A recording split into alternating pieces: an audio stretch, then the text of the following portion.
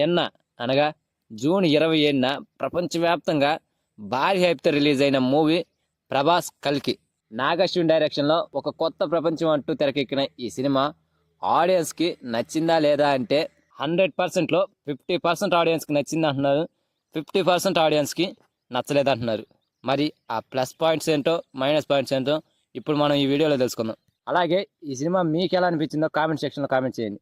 First of all ఈ cinema plus points గురించి మాట్లాడుకుంటే, మన ఇండియన్ స్క్రీన్ మీద నా భూతో అనిపించేలా విజువల్ అద్భుతాలను చూపించింది ఈ సినిమా. కళ్ళు చెదిరి యాక్షన్ ఘట్టాలతో ఔరా అనిపించింది. అటు భారీతనం విషయంలో కూడా రాజమౌళిని మించిపోయింది. సో డైరెక్టర్ నాగశ్విన్ చెప్పినట్లే సినిమాను చూస్తున్నంతసేపు కూడా ఒక కొత్త ప్రపంచాన్ని చూస్తున్నామని అనిపించింది. ముఖ్యంగా క్లైమాక్స్లో ప్రభాస్ గారికి అండ్ అమితాబ్ బచ్చన్కి మధ్య వచ్చే యాక్షన్ సన్నివేశాలు అద్భుతం అని చెప్పాలి. ఆ సీన్స్ని చూడటానికి మన 2 కళ్ళు సరిపోవరా అనిపించింది. అంత అద్భుతంగా ఒక విజువల్ వండర్నే చూపించారు నాగశ్విన్. ఇంతవరకు ఈ సినిమాకి ఉన్న ప్లస్ పాయింట్స్. ఇక మైనస్ విషయానికి వస్తే, కథ చెప్పడంలో, డ్రామా పండించడంలో ఈ సినిమా పూర్తిగా ఫెయిల్ అయింది. అలా అని కథ కోసం డైరెక్టర్ పడ్డ కష్టాన్ని, అతని కసరత్తును తక్కువ అంచనా వేయలేము. కానీ ఇలాంటి అద్భుతమైన కథను ఆసక్తికరంగా చెప్పడంలో, ఆడియన్స్ ని ఎమోషనల్ గా కనెక్ట్ చేయడంలో పూర్తిగా ఫెయిల్ అయ్యాడు. డైరెక్టర్ నాగి ఎంచుకున్న మూల కథాంశం, దానిని భవిష్యత్తుతో ముడిపెట్టిన తీరు గొప్పగా అనిపించిన స్క్రీన్ ప్లే మాత్రం అంత పకడ్బందీగా సాగలేదనిపించింది. ఆ భవిష్యత్తు నేపథ్యంలో సాగే కథ మాత్రం కాస్త గందరగోళంగా అనిపించింది. సినిమా అంతట్లో చాలా చోట్ల కూడా అనాసక్తికరంగానే అనిపించింది నాకైతే.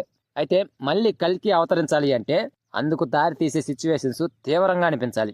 విలన్ చేసే అరాచకాలు కూడా భరించలేని విధంగా ఉండాలి. కానీ ఇందులో విలను ఇంతకుముందు ఏం చేశాడు, ఇప్పుడేం చేస్తున్నాడు అన్న దానిపై పూర్తిగా క్లారిటీగా చూపించలేకపోయాడు.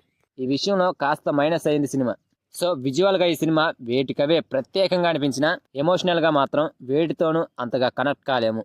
బట్ ఈ మైనస్ పాయింట్స్ ఎలా ఉన్నప్పటికీ 3 గంటల పాటు ఆడియన్స్ని ఒక కొత్త ప్రపంచంలో విహరింప చేస్తూనే ఉంది ఈ సినిమా.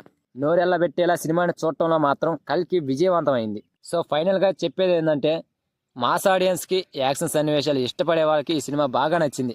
ఎమోషనల్గా కనెక్ట్ అవ్వడం కోసం ఎదురు చూసిన ఆడియన్స్కి నిరాశ మిగిల్చింది ఈ సినిమా.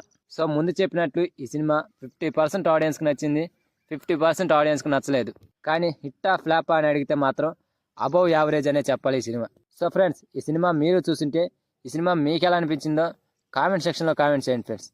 అలాగే వీడియో కనుక నచ్చితే లైక్ చేయండి, షేర్ చేయండి అండ్ సబ్స్క్రైబ్ చేసుకొని పక్కనున్న బెల్ ఐకాన్ని క్లిక్ చేసుకొని ఆన్లో పెట్టుకోండి ఫ్రెండ్స్. ప్లీజ్.